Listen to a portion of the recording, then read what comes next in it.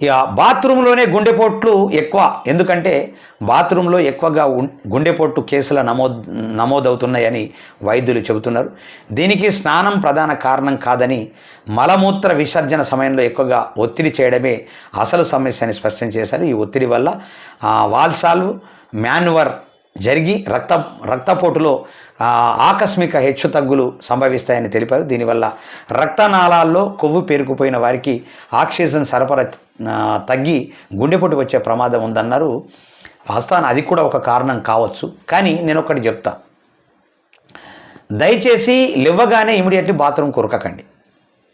ఇది చాలా ఇంపార్టెంట్ ముచ్చట. ఇది లేవగానే లేసుడే ఇప్పుడు టాయిలెట్ అనేటిది వస్తుంది.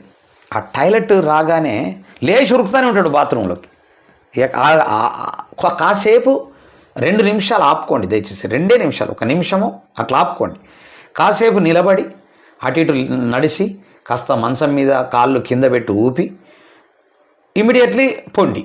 మీరు లేసులే ఉరికిర్రు అనుకో, తప్పకుండా గుండెపోటు వస్తుంది.